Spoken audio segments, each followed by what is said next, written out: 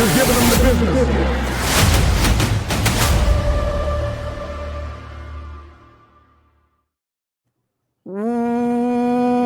Welcome to the Five Arms and the Lucky Fin podcast. I'm your host, Brendan McCormick, with my partner, Jason Ide, a.k.a. Lucky Fin, a.k.a. the heartbeat of our show.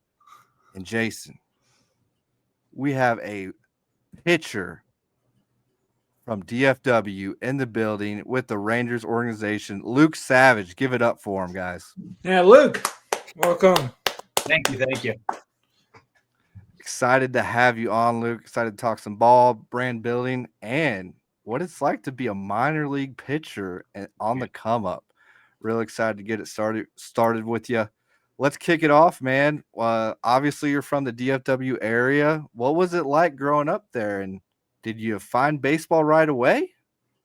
I mean, so I moved a lot as a kid. I was actually born in Philadelphia, then moved like 6 times. Ended up back in Dallas when I was, I don't know, 4th grade, whatever age that puts me at. So I've been here for a while. But my dad played baseball growing up, and then I feel like I started throwing a baseball as soon as I got out of the womb. So it's been, I don't know, 20-odd years now. And, it's been like my dad would come home from work. First thing we'd do is throw a baseball, hit a baseball, and it's really stayed that way ever since then. So as long as I can remember. Man, I bet it's, especially growing up in the DFW area with like a lot of sport figures and things like that. Who was the favorite growing up? Was it Romo?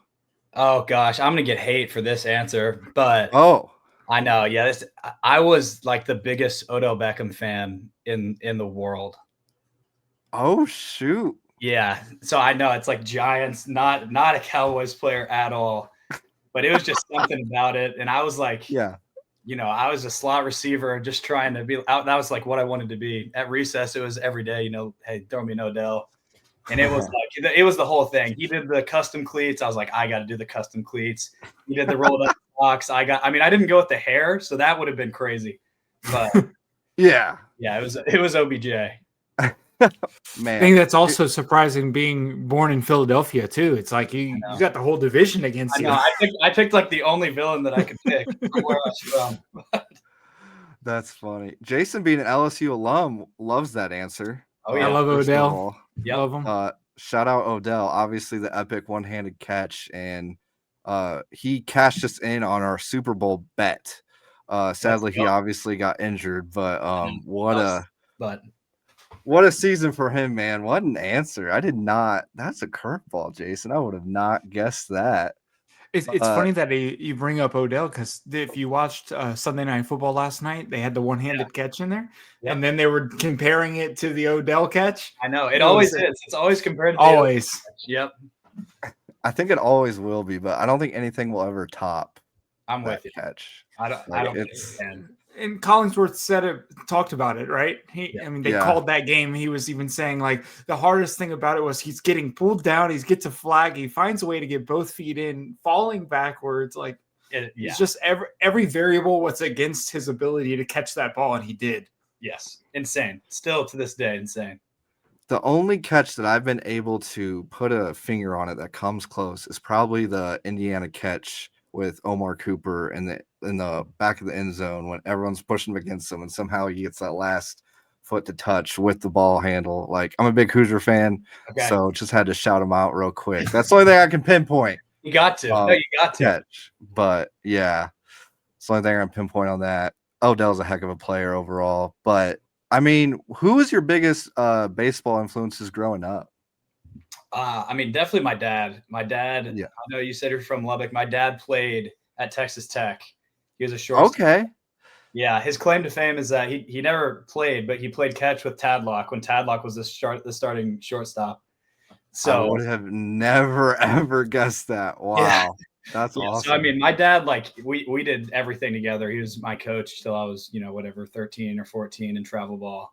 So definitely my dad. As far as like professional guys, I was a Phillies fan because I was born in Philadelphia.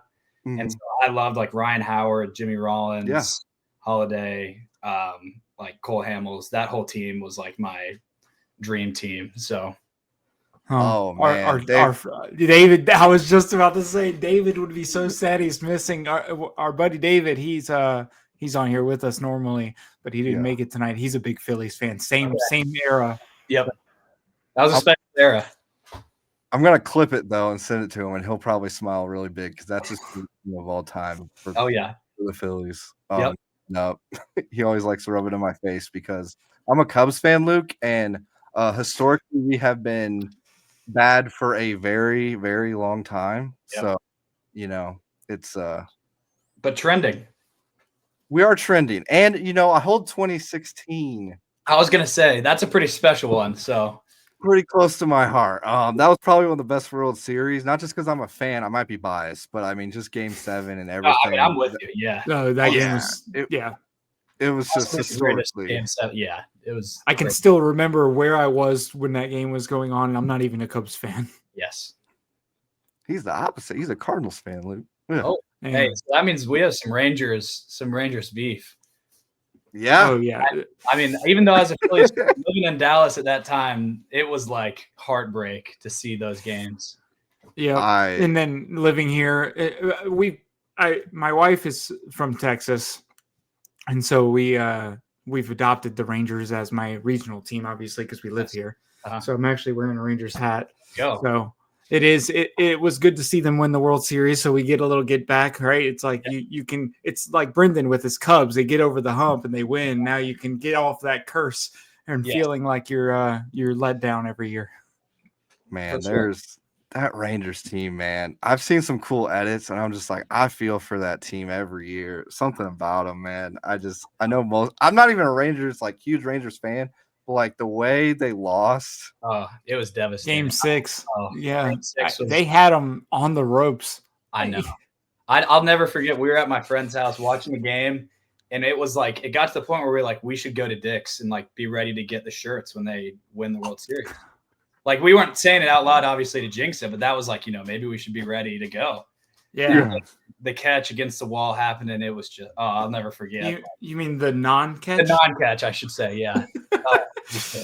I still don't understand how he misses that ball. Like, how do you misjudge the ball so badly? I know that was a routine right fielder catch. Pressure, man. I know. Yeah. There's a lot of pressure in that moment to do something you've done millions of times, and I'm sure Luke can attest. It's different. It's a different type of feeling. I'm sure. I don't want to. So I have a lot of grace as we've done these interviews and learned so much about players. And, as a fan, I don't think, listeners and viewers, I don't think people realize that there's just so much going on in someone's, just daily life in general. So it's just, I've learned a lot from that. So even the Lane Kiffin thing, me and Jason talked about it earlier. Like, I'm sure you know about the news and like everything that's being painted about him. Like, no one knows him. Yeah. And you're saying these things about him. I'm just like, it's crazy to me, man. Anyways, moving on from that. You went to play baseball at TCU, Luke, for those of you that don't know. Explain why TCU was the right fit, obviously coming out of high school, and explain a little bit about the recruiting process with TCU and different schools that were interested with you that you might have considered as well. Yeah. Growing up in Dallas, so another one of my favorite football players was LaDainian Tomlinson. And he went, obviously, TCU alum. So it was like, TCU was good a ton of times at football. So it was like everybody kind of knew who they were. And then being in Dallas, Fort Worth, right down the road. And then at that time, they had gone, I think, to like 3 consecutive College World Series. And so it was like they were kind of like the Texas school. And it was like right at the moment when I was kind of starting to throw harder. I didn't really know. Like I wanted to play football in college, but I was like, this is my freshman year, and I think I was throwing like 78 or 80.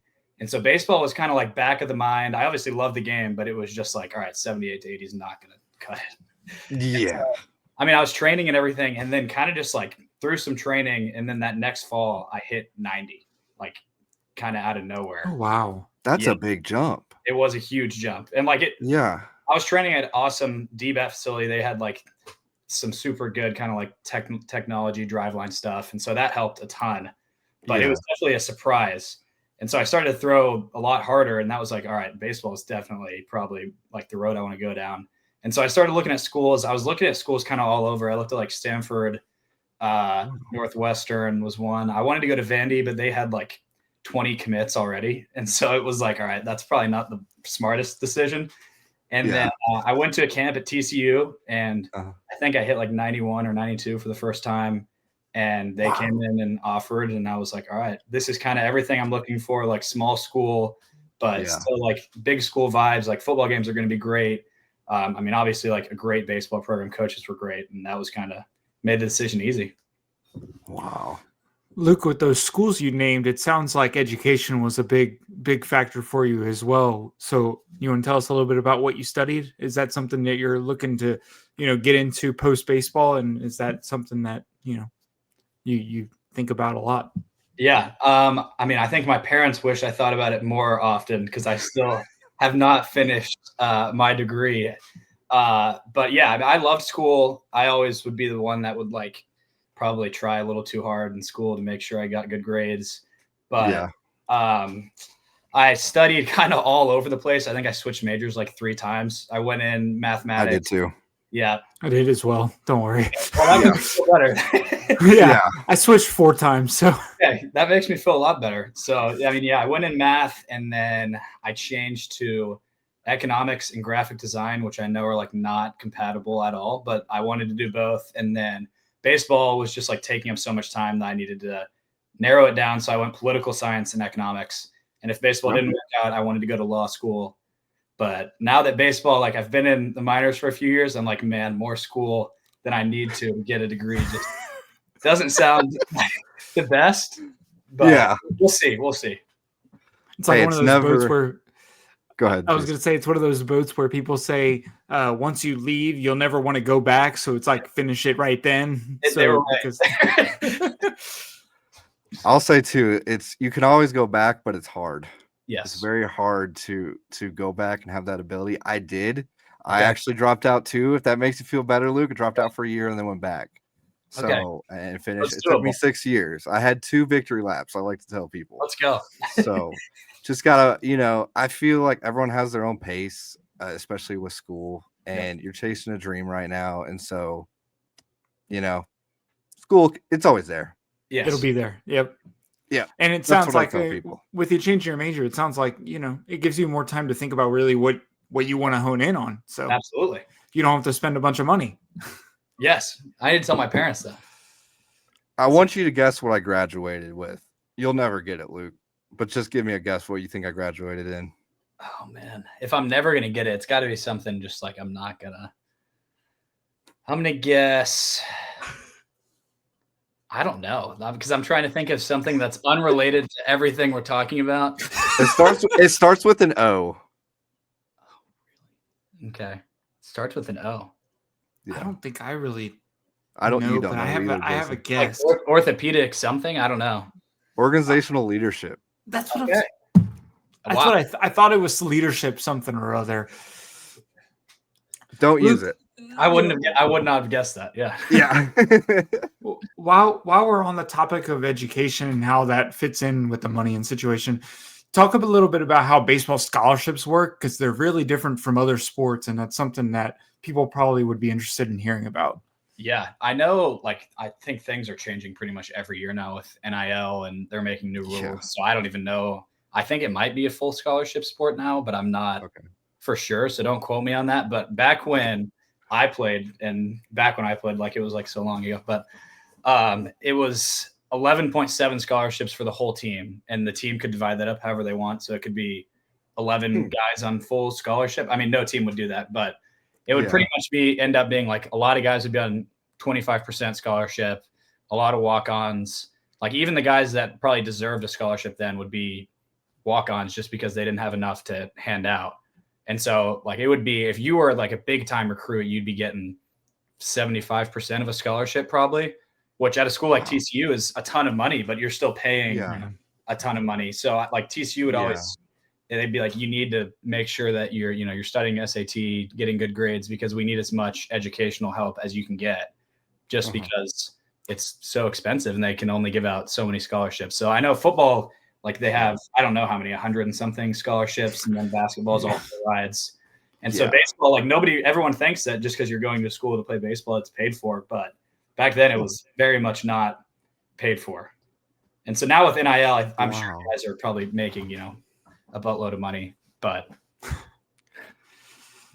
I mean, I won't get into all that because, NCAA, I'm not the biggest fan, Luke. Not the biggest fan of him, I'll be honest. I just think the players deserve to get paid. I'm with you. Yeah. No, I'm with you. I'm with you. Everyone wants to complain about it, this and that. I don't go too much in NIL. I don't want to beat it to a dead horse. But these players deserve to get paid. Name, image, and likeness, like, pay them. Like, you're making money off of them. Just pay them. I'm totally agree. But hire an agent. Best advice I'll give to people is please hire a good agent. Yes. I will endorse agents here. Normally I don't like to do that, Luke, but I'll endorse agents here, especially with that. So read over contracts, everything, guys. I'm serious. All you young athletes that tune in, I know there's several that follow us. Please look at your contract before you sign it. Heard horror stories of people signing contracts, Luke. And I don't know if you have or know someone personally, but I'm like, I'm not signing anything until I talk to someone. So that's the biggest advice. What's your favorite memory with TCU, Luke, overall, the time that you spent there? I mean, there's so many. Like, obviously we went to the College World Series my junior year, and that's just like, it's the pedestal of college baseball. It's everything you work for. And so an experience like that is like everything that you can imagine. It's just like special being around that many baseball fans, and it's not like a hostile environment. Like, obviously we go to like Arkansas or something, and there's 20,000 people, yelling at you, and that's fun in a different way, but it's not the same. Everyone's just there to like watch good baseball and not necessarily like cheer for a certain team. So that one's super special. But then it's just like the funny stuff of waking up with the guys at 6 a.m. or like playing hacky sack for 2 hours before the game. Like, it's just like silly stuff like that. I think those are like the best memories I have from there. I bet. Sorry, my dog is currently hacking, so that's why I muted my mic. But but no, I bet. And like, describe that feeling of like playing in the College World Series. Like, I mean, I bet it was like 1 in a million. Like, I mean, people dream and kids dream about that opportunity, Luke. Like, explain, like, because I'm sure you'll never forget those memories with your teammates. Yeah. Like, describe the feeling as you're walking the field and the environment and what someone could feel like on the field. Yeah. I mean, I don't know. It's tough to describe just because it's like, that is literally everything that we work for. Like, starting from day one, it's like, this is like, I think walking into the field every day, it's all about Omaha. Like, everything, every meeting is like, this is obviously the goal. And so it's just like, whenever we won the Super, it was like, oh my gosh, this is real. Like, we're actually going to the College World Series. And then just like being the media days and walking around, it's kind of just like surreal because every team, has their own hotel. You're seeing guys on the street that obviously because you play against them.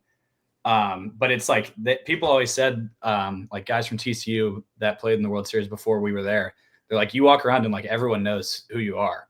And they were right. Wow. We were always like, come on, you're joking. But it was like, you just walk in the street and people just come up and start talking to you.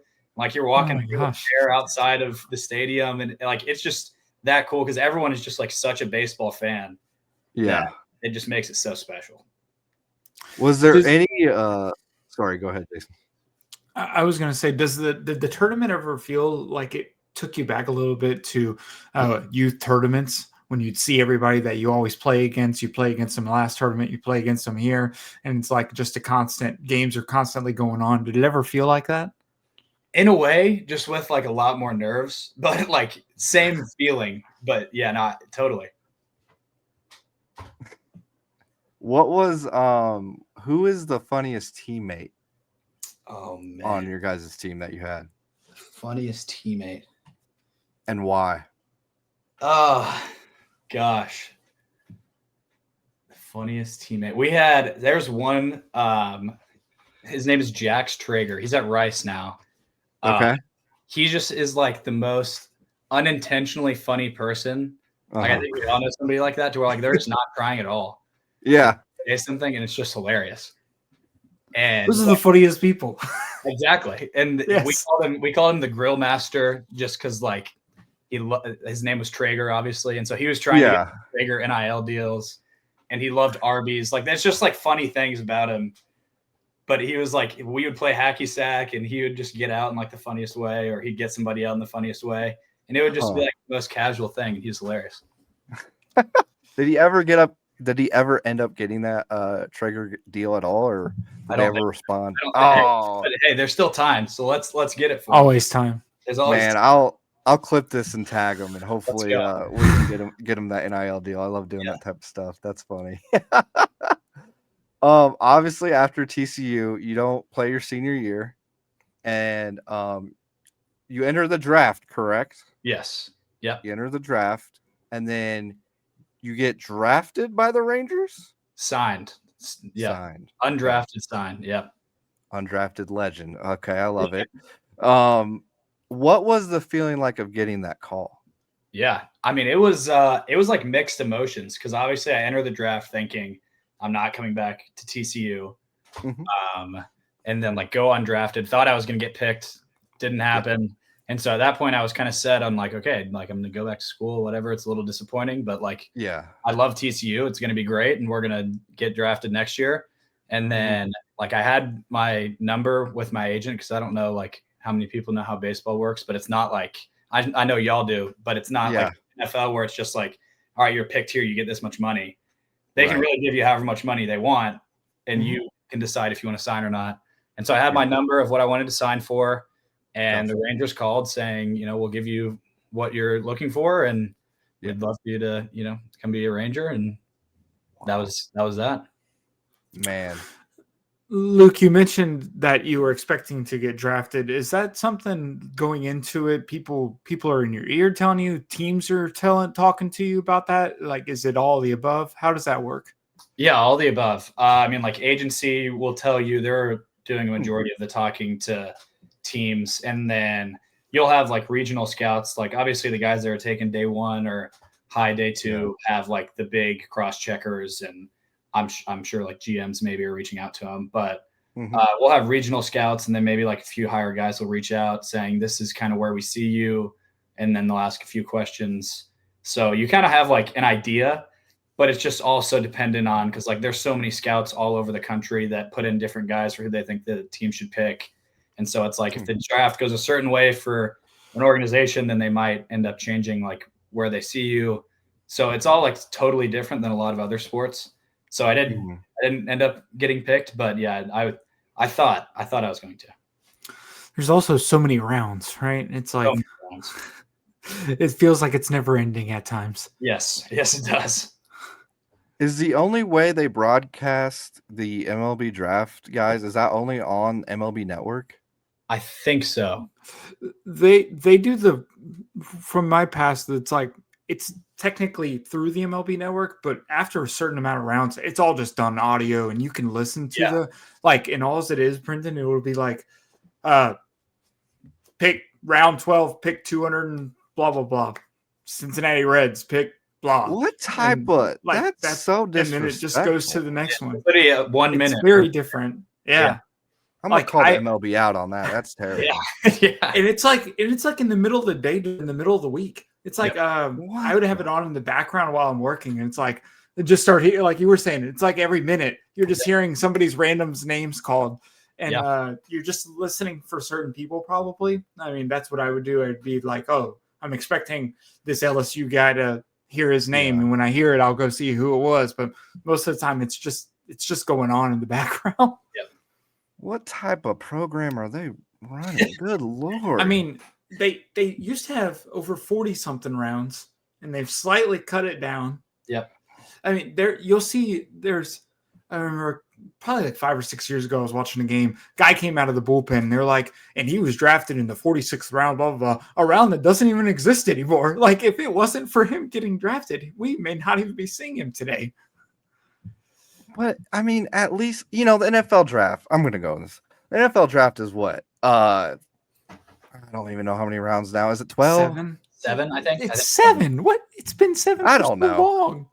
Has it? Yes, they just have a lot of. Tells you how much I watch it. They have all the supplement, all the conditional, all the comp picks and stuff that make it more. I thought I knew ball, but apparently I don't know the NFL. Lord, man, that's bad. Yeah. But they got to do something better than that.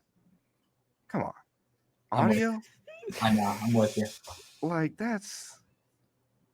I mean, all right, but well, what do you want them to do? It lasts so long, but at least broadcast it for the guys. That's a big moment in their lives to even have the opportunity to either say yay or nay. Nikola Jokic was drafted during a Taco Bell commercial. Oh, here we go. You know that story, right? Yeah, I do know that story. He was, the NBA draft second round is typically just like it's still going on, but there's picks being made while it's on commercial breaks. And Nikola Jokic's pick showed up at the bottom on the banner during a Taco Bell commercial. So it's like, he likes to, rub. Yeah, I'm gonna call him out though. Got to do something better. There's got to be a better system. I agree. Got to be a better system for that. Like, come on. Luke, what's the biggest adjustment from college ball to the minors, and what was there had to be a little awkward feeling the first time walking into a minor league team, locker room. Yeah, for sure. Yeah, it's especially because all the guys go out to Arizona, or we're in Arizona, but they go out to the spring training complex, and it's just the size difference in terms of how many people are there is crazy from college baseball, because we're playing with roster of 35, and then we show up to the ACL, and I don't even know how many there were, but including rehab, there's probably 60 or 70 guys there. And then just once the season actually starts, the number of games is you just can't wrap your head around. Obviously the big leaguers are playing 162 and everybody knows that, but it's actually having to go play. I think we play 130 something games. Mm-hmm. Just that's just a lot of baseball. And college, it's you have a pretty set schedule, especially I'm a reliever, it's all right, maybe we'll pitch Tuesday and then I'll pitch Friday, Sunday or whatever. But now it's all right, we play 6 times a week and you better be ready to go majority of those times. And so it's just going to a game every single day is great, but it's definitely an adjustment once you get to they call dog days of baseball of, late July, August. And it's man, we have played a lot of baseball. There's still quite a few games left. When in college, it's all right, College World Series is over and it's, early July, time to kind of start training for fall ball. But it's right then we're just kind of ramping up the season. I bet also with how many games it is and also being in the minor leagues, how do you feel as you go throughout each week? Do you sit there in the back of your mind hey, I've played so well, why am I not getting the call up? Or are you to AA or AAA or whichever level somebody's sitting in? Or do you just go about your normal business and just say, hey, it's going to happen one day?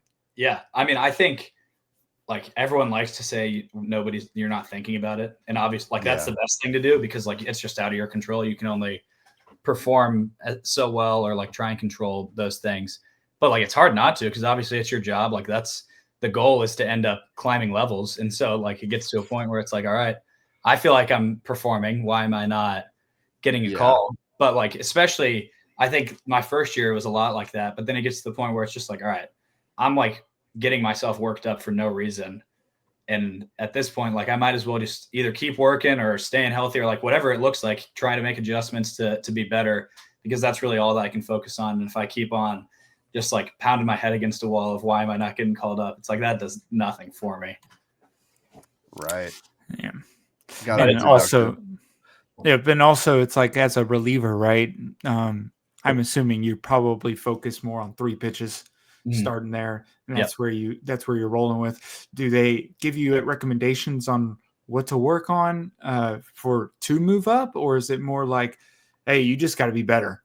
Yeah. I think it depends on the org, because I have friends in other orgs, and I think there's definitely a mix. There are some teams that I'm not going to name names, but there's some teams that it's literally if you just throw this hard, then you will get moved up. Like, we don't care what your ERA is. We don't care about any of these other stats. Wow. You need to just go out and like let it eat. And if you hit this velo mark, then like you'll get moved up. And then there's other teams where it's like, we could care less about all this other stuff, but if you go out and get outs, then like, you know, old school baseball. But if you go out and perform, then you're going to get moved up. And then there's teams that are somewhere in the middle. And so I think it kind of just depends on the org, depends who the pitching coordinators or, you know, like higher ups are. But it definitely varies across the minors. I would have never guessed that. Yeah. Honestly, I thought it would have been kind of a little more consistent with that. That's interesting. No, yeah. It definitely depends. Depends how much they're deep into the analytics of it, right? Yes. It's like, you know, they could, like you brought up velo. I'm sure they're also thinking about your angles and your spin rates, you know, and then they all have their metric that they've picked out that they think is most important. And yeah.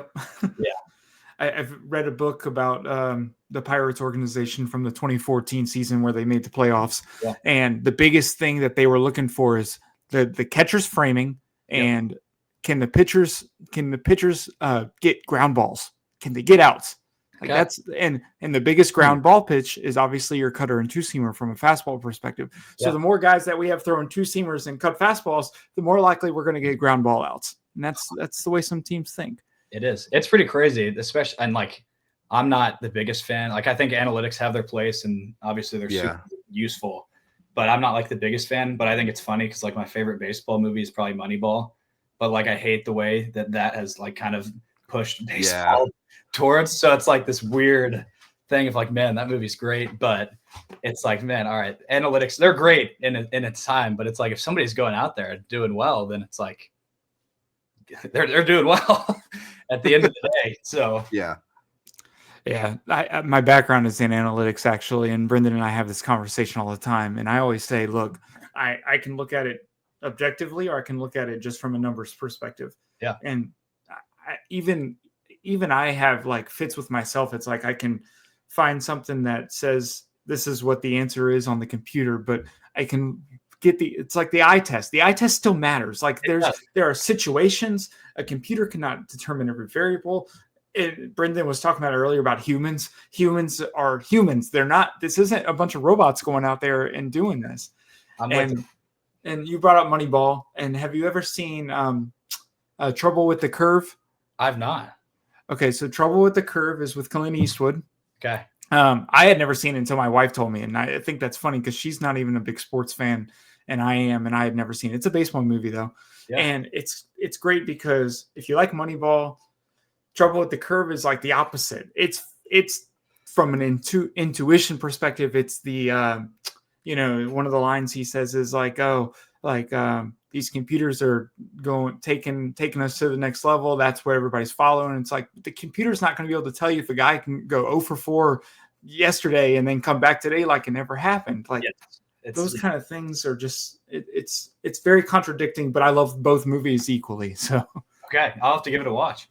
Yeah, I think there's a place for both, and I think I lean more Luke's way, but you have to take analytics in a way with a grain of salt.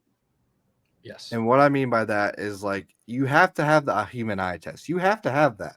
Yeah. So, but you also have to be like, numbers don't lie. I always tell you, Jason, numbers don't lie. So like you have to be able to I was almost going to say the power of both and be able to use that. But I lean more Luke's way with baseball because if you're getting outs, you're doing your job as a pitcher. Yeah. You can talk velocity all day long and how hard someone's going to throw. It doesn't matter at the end of the day if he's getting outs, Jason and Luke. It doesn't matter. It doesn't matter. So I think the way it's most useful is when it comes to value, dollar value. So I think from a managerial perspective, whatever guys you give me, I'm going to make the calls based on what I see and what's going on in the day to day. But if you want to determine the roster from a value perspective in dollars, I think that's fine. But you still have to, even with it, you still have to take it with a grain of salt. Yeah, I can't just go say I'm going to grab every pitcher that does X, Y, Z. You still need people that can be versatile and do different things. If Luke's coming in throwing 90 miles an hour, well, obviously Luke better be good with his command and be able to hit those spots. Yes. Correct. Compared to the guy who's going to throw 103 and throw it at the mascot. My point. That's my point. That is my So- point, because that's what shocks me when you said there was an org that says it's all about velocity and throw. I'm like, well, you still got to hit this. It's not the Rangers. I wasn't a shot. At Okay. Yeah, no, it's not. Okay. No. Wanted to clarify that, but Luke, Okay. you wouldn't have got the contract if you were throwing 90. that is fair enough. That is fair enough. That is fair. Speaking of your game, Luke, what are you trying to improve most right now? In the Yeah. offseason as we're building. I think throwing harder is always good, like we just talked about. Yeah. So like if velo comes, that's definitely great. I'd say the biggest one is just like making sure I can stay healthy. Like we talked about, 130 something games is a lot of games. Yes. So, especially coming out of the bullpen of it's like, when you're a starter, you have 5 days to prepare, are on the same routine the entire year. When you're a reliever, it's like there was games where I literally would have 1 or 2 pitches to warm up and then go in. So it's like being able to have your body in a spot that like you're good to go the whole year, no matter kind of what position you're thrown in. I'd say that's a big one. And then just like pitch design and pitch consistency. Like the best guys in the bigs are still guys, whether it's 2 elite pitches or you're a starter and you have multiple, like the guys that can throw every pitch they want in whatever count to get guys out are pretty much always going to be the best pitchers. And so being able to do that's going to be big. Yeah. Luke, when you think about your velocity, do you think more so it's about gaining strength, or is it more about your technique? I would say like it depends who you are. Like younger guys, it's probably more about gaining strength. But I feel like I've got to the point of like, if I put on weight, like a lot of weight, then it's probably not going to do much. And so like really just getting in like the best timing and sequencing that I can throughout the throw is probably going to be what's most beneficial. Like getting stronger never is going to hurt, but it's like, evening out of like, at some point you're just getting strong just to get strong, and it's really not going to translate to the throw. Gotcha. That's interesting. I like that answer. Well, also you think about the technique, it's also going to Yeah. keep you available. And Yes, exactly. The best ability is availability. That is very that's true, isn't it? Very Yeah, that's very true. That is very true. Luke, talk a little bit about life in the minors. What would you say is the best part, or kind of your favorite part that people don't know or fans might not know, and your least favorite part of being in the minors that fans might not know? The best part. I think it's awesome. Like I'd never really been to, I guess it would be like the South Atlantic. We're in the Carolinas, so I'd never really like been to that part of the country. So being able to travel and like the bus trips, you're kind of seeing new parts pretty much every week, because you're there at home one week and then on the road the next week, and it just alternates back and forth. And so that's awesome.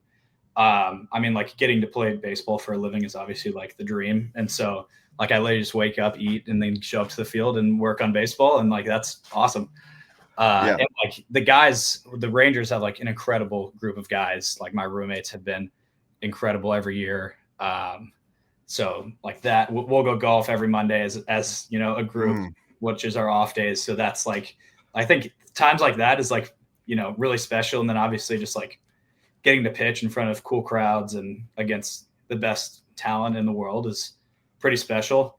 The worst part is like, we get pretty spoiled now compared to what it used to be, of like guys had to pay for their own rent, pay for their own food, and they were getting paid like practically nothing. Yeah. But like food can still be like, there's only so much they can do in the minors. Like you're not on a big league meal plan, which is incentive to get there. But it's like when, you're getting not the greatest food in the world, like you want to perform, but you're getting, so that's a trade-off. And that's coming from like, I do food challenges online. So take that with a grain of salt. We'll get there. We'll get there. I'm intrigued by that. I think that's like, that can make it tough. And then just like the schedule can, as much as, we all love baseball, schedule can always be a grind. It's just like different than everybody else in a good way and a bad way. It's like, all your friends are doing stuff throughout the summer, and like I can't complain. Definitely, this is not me complaining, but it's just different. Of like, when they're hanging out from 6 to 10 o'clock at night, like we're playing games, and it's great, but it's just a trade-off.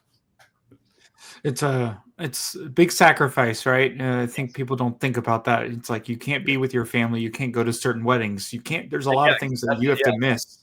Yeah, I'm supposed to be in 2 weddings. I was supposed to be in a wedding last year. I couldn't go. Supposed to be in 2 weddings this spring training. I can't go. And so it's like it's just a trade-off. And I never want to sound like I'm complaining. Yeah. It's like I wouldn't trade it for anything. But it's still like, there are guys in the bigs that it's like that sometimes they're almost missing the birth of their child. And it's like, it's a trade-off. But I think all of them would like still they would never trade it for anything. But yeah. That's a great point. Great point. Great question, Jason. That was a great question. Luke, let's get to the brand building, man. I mean, what you built on TikTok is kind of, what we strive to be like maybe one day. You have over 80,000 followers on TikTok. Man. And where can people find you? What's your tag?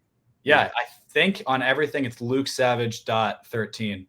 Not Odell, but that's because it's been that way since I was a kid. So I got you. And how do you come up with these unique videos such as food, and now you're intertwining a little bit of golf? Yep. And I'm not going to say I did a little research on who you're following. You follow a lot of YouTube golfers. Who is maybe your inspiration or your favorite one right now? Oh man, I mean, I'd probably watch too much YouTube golf, so that's tough to say. Like all the big guys are awesome. I love the Bryan Bros. I think they're just like hilarious, and like the golf skill level is obviously there. I love a guy named Josh Mayer Golf. He lives in DFW. He does like it's less like just like 18-hole challenges, and he does like cool videos of like trying to find cool golf Airbnbs and stuff. And so I think those are entertaining. I mean, like you can't go wrong with good Grant Horvat. Bob Liz Sports, like all those guys are awesome, and I probably watch it every night. So I got the golf bug real fast, and it's hard to get rid of. So have we ever tried to hook up, with Grant and maybe good and a couple other these guys? Have we ever tried? I've sent a few DMs. Okay. Nothing yet. Oh. Hopefully this gets traction. There's nothing coming yet either, but DMs have been sent, so hopefully we'll get a few responses. I know, like I've got a few responses from guys in Busted Jack. They're awesome. Okay. So I mean, I'd love to make it happen. Yeah, I mean, it would definitely be like a dream, and obviously Good's in Dallas, so kind of like home court. Bryson. So I didn't name Bryson obviously, but he's an exception. So. Right. No, I mean, I feel like DFW is full of YouTube golfers almost that it's in your right backyard. A little jealous. There's a lot of great courses and tracks there, so a little jealous of that. But is there any like one particular where you're like, man, this is like a dream? I hope he responds. Like, is there any particular one? Oh man. I would have to say probably the Bryan Bros. Okay. Just because they seem like it would just be like, a dream to play with. But like, if anybody responded, it would be, if I could surround him with Garrett or around him with Grant, like that'd be pretty legit. Yeah. Did you watch the Internet Invitational? I'm assuming you did. I did not actually. You have not? Oh, I mean, man. I know. I watched, I guess, in clips. I didn't watch the full thing. Gotcha. But have you seen the Duke? Yeah, I have seen the Duke. Jason, there's this guy named the Duke, and I know you don't know much about YouTube golf. So I'm trying to say you guys are speaking a different language. I don't. He has the most unique swing. Yes. The most unique swing I have ever seen. Can you get up and show it to me? I don't know if I don't know if you can recreate it. It's like, it's that difficult? Yeah, like he has the club, right? And he does he whips it all the way around, and I don't know how to describe it. Wait, he's like holding it like a baseball club? Basically, he's trying to hold it like a baseball bat, and he goes sky high with it, and he jerks his hand, and he goes kirk. He switches it. It's the weirdest swing I have ever seen, but he hits it straight. That's his natural swing. It's his natural swing, I swear. I've emailed DM this guy. It is the weirdest swing. Now there is someone that has responded. I'm not going to respond to Luke. I'll tell you off air that we might get on, so I'm pretty excited about that. But he's from the Internet Invitational. But let's go. But yeah, I mean, it's the most unique swing I've ever seen. I encourage you to watch it, Luke. I know the videos I'm going to look up a video. Yeah, I know.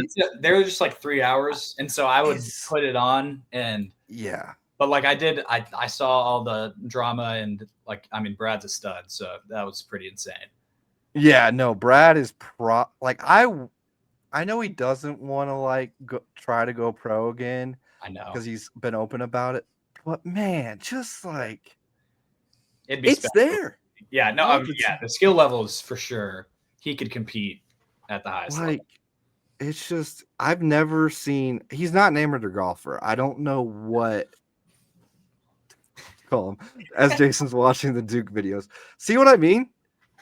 Like it looks like it shouldn't be happening like that. Like it is unexplainable. It's what is a YouTube golfer? Can you explain that? You want me to? Yeah, go for it, Luke. I mean, it's just pretty much an amateur golfer. They're usually pretty good at golf, like either college experience or some of them have played professionally, and they just make videos around all sorts of different things, like either different challenges, like spinning a wheel to decide what club they do. I mean, or like the famous one would be like Grant. You probably don't know who they are. Grant Horvat and the Bryan Bros are like big ones, and they'll go to the major championship venues and play them before or after. Yeah. And kind of show like, all right, well, we're not obviously PGA Tour players. Well, that's not true. One of them was. Yeah. But they're lower skill level than the PGA guys, just to kind of show like, all right, these courses are just insanely difficult. And those guys make it look so easy. Oh, it's insane. It makes me like, you know how I get so mad, Jason, at golf? You know, when I hit a bad shot or, you know, I'm on the 16th hole and I might just throw in the towel. It's because I see these videos and I'm like, I can do that. I can do that. Yeah. I don't know if Luke feels. I know Luke feels the same way. Actually, I'm not gonna say he doesn't. I know he does. Yep. And then you get up there and you try to replicate it, and you just can't. I don't got it. Yeah, I don't got it. You look pretty good, Luke. What's your handicap? I mean, I don't really. I need to start keeping a real handicap. I just keep it on 18 birdies, and it's somewhere around like a 3-ish, 2 to 3. But okay, yeah, But I only play the same course pretty much all the time, and so it's a little skewed. If I'm going to new, you're getting used to it. Exactly. Yeah. Like I know where the miss is, and I know the greens relatively, so that makes it a little easier. That's all part of the game, though. It is. I mean, it does. It makes a difference. But that's why I watch PGA Tour events, and I'm like, goodness gracious, these guys just make it look like it's the cakewalk. Luke, they really do. Playing two of the most mentally challenging sports in the world. Which one tops the other as far as mentally challenged for you? I know you're better at baseball probably, so it's like, you know, but from just a sheer mental perspective, which one makes it harder for you? I don't know. That's tough. I mean, I would probably have to say golf just because, like, I'm worse. And, like, at least in the baseball throw, if I make a bad throw, like, I relatively know what I did wrong. And I can feel kind of like my arm position or whatever is out of place. Like, I could hit 2 golf balls and feel the exact same, and they will end up 100 yards apart. And I'm like, oh, my God.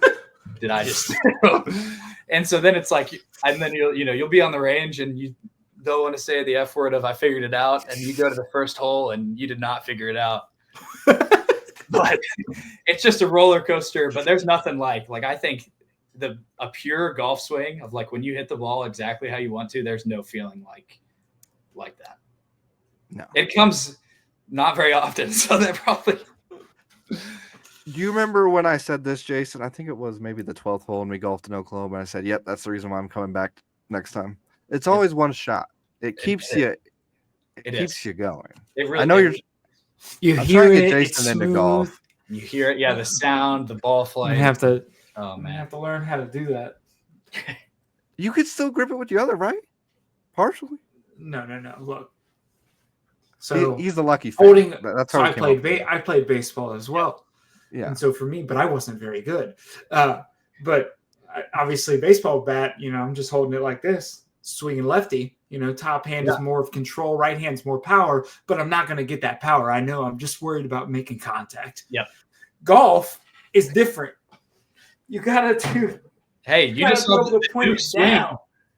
I know. I just saw. That's why I'm so confused. There's all sorts of ways that you can swing. What do I need to do? Yeah. I don't know. Like I've gone to Top Golf. I've tried swinging it from a lefty perspective, but it's different, right? Because typically it's like your front hand is more important in golf. In baseball, it's the opposite, right? So it's like, do I swing it righty and do this? But no, then like you, I cannot figure it out which one even feels better. They're both annoying. Yeah, I would love to give advice, but I don't think it's gonna be beneficial.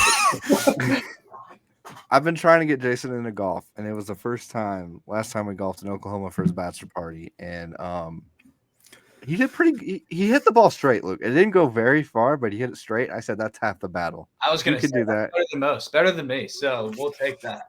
Yeah. I like to say I like to putt. I like the putting game. He is my putter. Short game. There we go. That's it.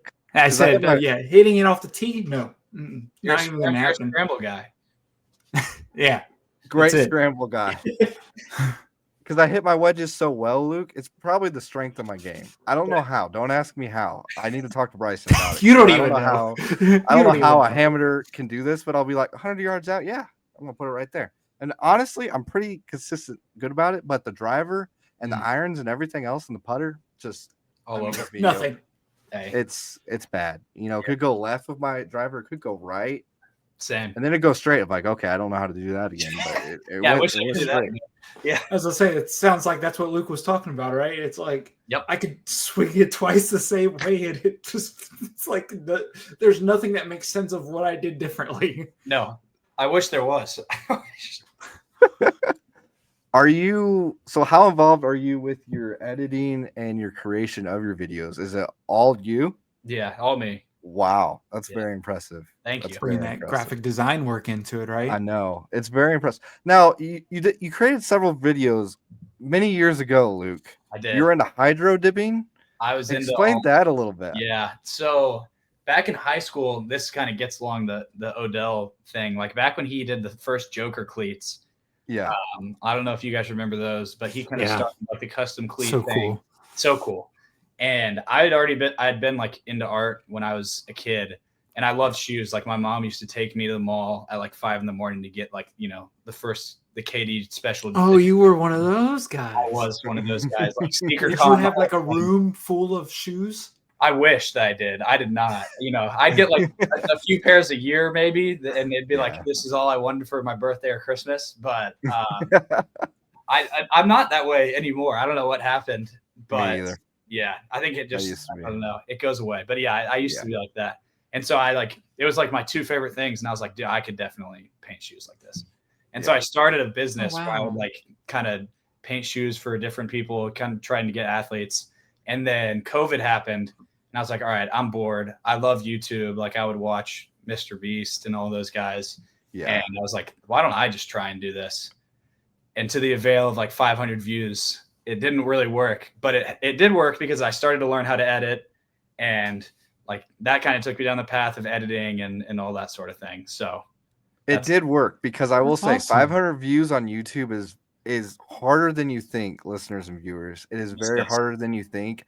I think our most watched YouTube video, besides a short, I would say, Luke, is like 80 people. Almost at 100. I know. Let's go. Hopefully this one. Cool. Yes, I'm pulling for it. But we've had a lot of traction with YouTube Shorts, actually. Kind of crazy. But yeah, I've been pretty happy with that. We've had one reach over 6,600 views, and I think let's go. 50 something likes. So that's it's pretty I was pretty excited about that. But it's hard, man. I mean, it's nice to talk to another creator and kind of, me and my friend, like back in high school when I was on like the big YouTube grind, like I used to pay for courses of like, whatever, how to dissect the YouTube algorithm, all that sort of thing. And it's like, you get on this rabbit hole of, intros, hooks, all this sort of thing. And it's like, people don't understand that, don't like dig into it, how much work and like, preparation goes into trying to make a good YouTube video or TikTok or whatever. Yeah. Vine shortened our attention span. It did. It really did. Really short.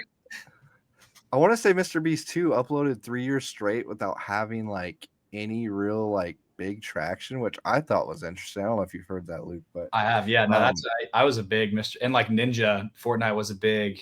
Yeah. Yeah. So like I loved Ninja, and it was the same thing of like he went, I don't know, 7 or so years of like he was still, performing well enough, but then it's like it takes a long time to kind of blow up. It does. I feel like that even happens with a lot of actors and stuff in Hollywood. It's like they some of them bloom in their late 20s, and then all of a sudden they're the most popular people in the world. Yeah. Yeah. It's true.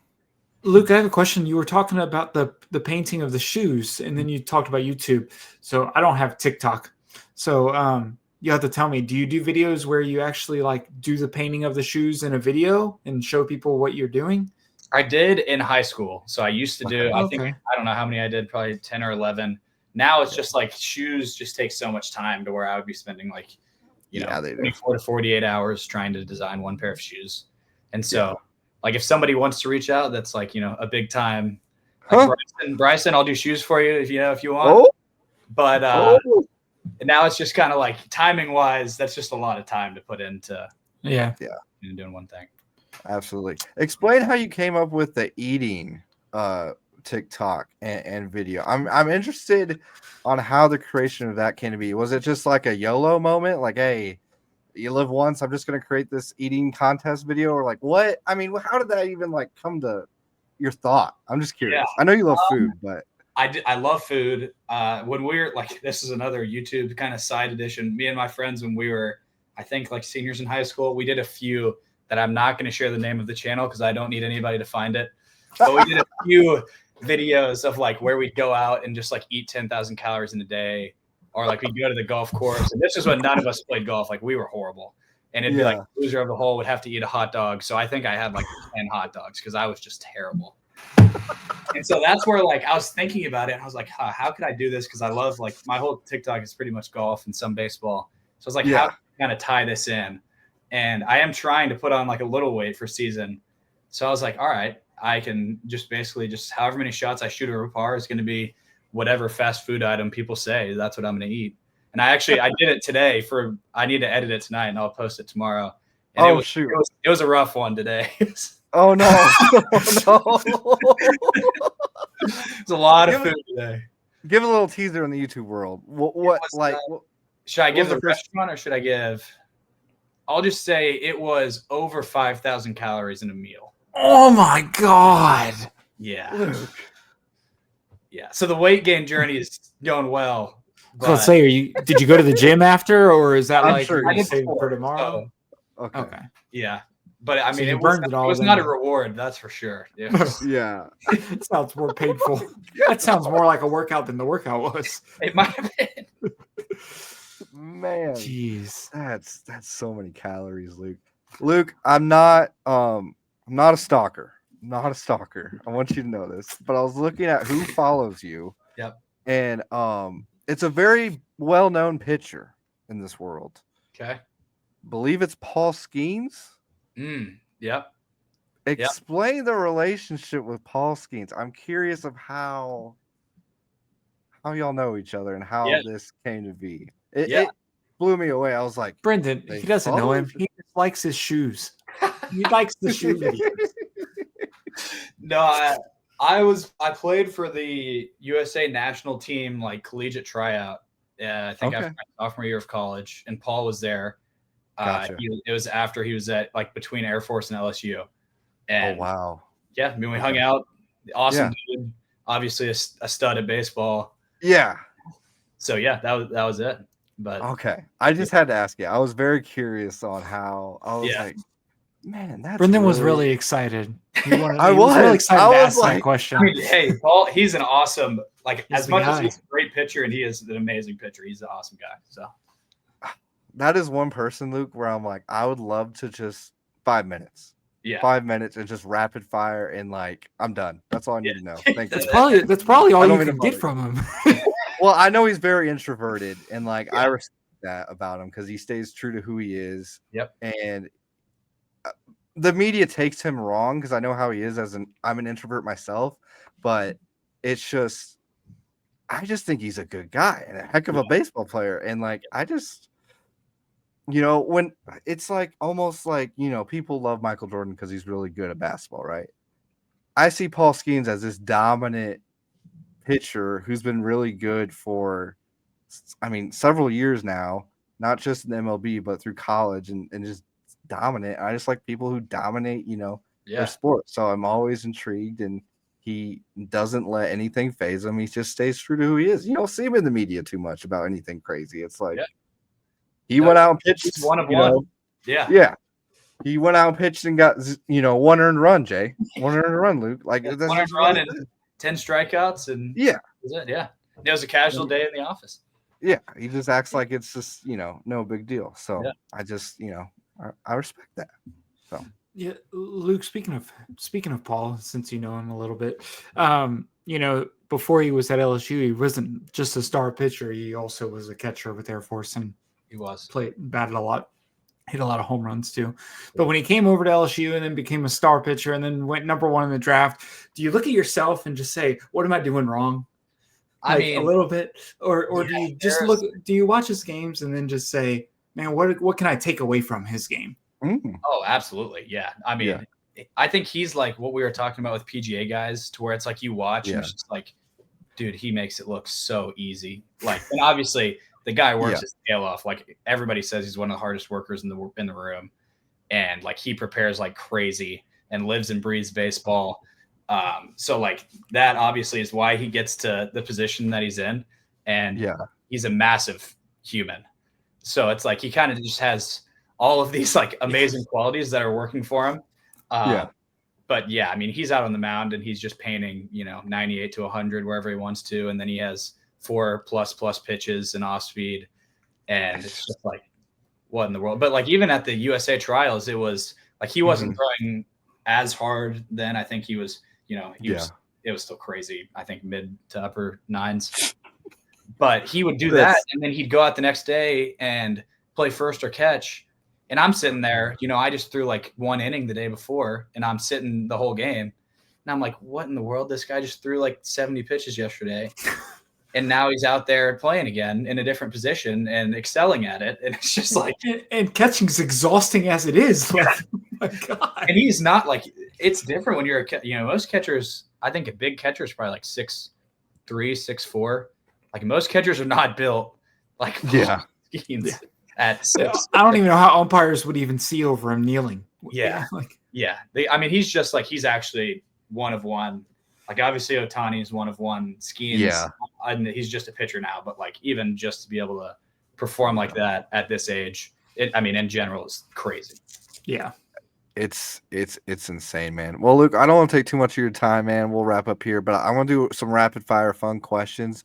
We love food on this channel, Luke. Oh yeah, and you're a foodie, and you're currently playing the minors. You currently come back home to DFW, Dallas Fort Worth area. Yep. What are your favorite food spots while you're playing, and also while you're at home? Curious. Favorite food spots while I'm playing? It's kind of all over the place. I'm a big coffee guy, so I try and find a like hole in the wall ish, like just not a chain coffee shop wherever I go. And so there was one. It was called, I forget. I think it was called Local Patriot Brewing. It's in Kannapolis, North Carolina, and that place was like, I would have to go every day when I was there because it was like, all right, this place is legit. That's awesome. Yeah. Outside of that, it's kind of just like whatever I can find on the road. Gotcha. But I mean, in Dallas is not short of food anywhere, especially Fort Worth too. Like Texas barbecue special. There's a place called Goldie's Barbecue. It's like 20 minutes outside of Fort Worth. Okay, you've been. Yeah, I've heard of it. Haven't been yet, Luke. Okay, you heard should of it. You should go. Yeah, it's like one of the, you don't want to go all the time because it would literally ruin barbecue for you, where it's like you have this and now it's like I don't want any other barbecue. I'm just glad you didn't say Terry Black's. No, I wasn't gonna say that. Yeah. I mean, everybody knows about it. That's why I'm like, I know. Yeah, no, dude, Goldie's is insane. Like it's hard to beat just a good ribeye. Right. I love sushi, so I don't know. I could talk about food for forever. So I love to see how far I am from it. Oh, you. Jeez, that's a drive, man. It's so good. Might have to make it though. But see, I live far enough away Yeah. I live. I love Babes. You've probably been to Babes? Oh yeah. I love Babes. I mean, it's just like, it's just fried chicken. Yeah. I love some fried chicken. So I've had a recent health issue, Luke, and I have a gluten allergen, and so I have to pick and choose. Yeah. I'm not like celiac, but like. Yeah. I mean, my sister is celiac, so I know what it's like. Yeah. And I feel bad when I'm eating something that's like exactly. super yeah. good. And she's just looking at me like, Screw you. Yeah. Yeah. And she's eating her like gluten-free version that's clearly not as good. And it's just it's man. And I love food too. It's been an adjustment. That's why I said that. It's been an adjustment in my life, Luke. So I'm sure. But no, tons of food options down there. What are we playing? What are we playing late? Like, what video game are we playing late with the boys? Is it college football? Is it what is it? It's probably Fortnite. I haven't played it in a while, but it's probably Fortnite. Okay. Yeah. Gotcha. I'm not good, but it's a good time. Luke, can't be that bad. Luke, I love compared to these kids these days, That is true. But they have too much time on their hands for it, Luke. Yeah, they need to go outside for sure. Touch grass. Exactly. You were talking about the hole-in-the-wall coffee places. What's your favorite coffee place around here that I can go to? Oh, I'm the same way. I love the finding the random spots to go get coffee at. I love Seventh Day in Richardson. It's like in downtown. Okay. Richardson. What's another one? Have you been to Onyx in Northwest Arkansas? I have not, but I've seen stuff about it. Is it? I should go. I should definitely go. It's gonna change your life. Okay. I'm not even a coffee freak. I take one sip of this caramel delight, I think they call it. Wow. Or it might be just an Onyx delight. Okay. Luke, when I tell you, I didn't want to leave. It was just that might spell disaster for me because it was like heaven and taste buds if I had to mix it all in one. Like I was just like, you gotta go. Okay. I don't know when your next road trip is, but it is. If you're ever around that area in Fayetteville, it is. And they have multiple locations around the Northwest Arkansas. So. Okay. I need to go. Yeah, it's great. It's great. Luke, before we wrap up, final question. What would you say is something that people don't know about you? Oh man. I don't know. That's a tough one. Because I've listed probably all of my biggest in baseball, golf, and food. I throw people off with this question all the time. I know. What would people not know about me? I already said the shoe thing. Mm-hmm. Man, you got me stumped. Okay. It's all good, man. It's all good. Oh, actually, speaking of food, I hate fast food pizza. Really? Yeah. Like Domino's and Pizza Hut? Domino's, Pizza Hut. Restaurants? Okay. I can't, I'll eat it because I don't want to be the guy that's making people go to different places. But I cannot. It's my least favorite food probably in the world. Just curious, what makes it so the worst? I really don't know. I think it started when I was a kid that I just didn't like it. And then it's one of those things that everyone else loves. And so I wanted to like it. And then gotcha. It just kept getting worse, but I'd have it all the time. That's anytime you go to a friend's house, it's let's order pizza. And I'm never going to be the one that's oh gosh, let's not. Yeah. And so then it just keeps on happening where we end up at Domino's and I'm oh man, not again. Do you think it just tastes like cardboard? Yeah, it That's tastes what a lot of people say. The marinara is so sweet. And I love if we go to a pizza restaurant, wood fired, that sounds I guess bougie. It doesn't even have to be wood fired. Just a non. No, the fire blasted ones are really good. Just a non-fast food. I like Pie 5. I think that. Yeah. That's I guess fast food. But just delivery pizza is not. I'm not a fan. The chains, yeah. Have you had Blaze? I have had Blaze. That's good. What do you think about it? I thought it was okay. My experience, it was catered to us for the field. Okay. So I got it, and it's obviously not fresh. Yeah, it was kind of sitting there for a while, but it was fine. But that Well, concept is better than Domino's and such, right? For sure. I agree. My friends back home in Indiana are like obsessed about it, and I swear every time I come back home, we go there once, and it's like I'm with you. It's like it's okay. Like it's not. It's good for the price though. Pizza is expensive. Like a good pizza is going to cost you like $30. Yeah. Like a good pie, as they like to call that's it. A good fair. pie. I was like, don't disrespect Little Caesars $5 pizza. I think it's $6 now because inflation. That's in the fast food thing. That's true. That does play into it. So I cannot eat Little Caesars. Can't do it. I threw up on it once and like, nope, that's it. It's done. It only takes one time of that and you're out. Yeah. I even did it twice in like 2-month period. So it's like I had a situation where I got it one night for dinner, threw it up. I was like, oh, I'm never eating that again. Then one day, and this was when I was in college, our teacher brings in pizza. Of course, it's Little Caesars. And I was like, nah, I really shouldn't. But a college kid, I don't have any money. It's free. I'm going to eat it. Screw it. Maybe it was just the one I had. I don't know. Then I eat it. Same exact thing happens when I get home. And I said, no. That confirmed it. Yeah, no. That's it. I tested it. It's not it. Well, it looks like we won't be getting any sponsors from Little Caesars or Domino's anytime soon. Sorry. That's all okay. I probably wouldn't want them as a sponsor. All right, thanks for tuning in, guys. If you guys want more content like this, go to our YouTube channel, 5 Arms Like a Fin. Like, comment, and subscribe. We appreciate coming on, Luke, and taking time out of your night, obviously, for coming on. And please sure to check us out on Apple Podcasts and Spotify.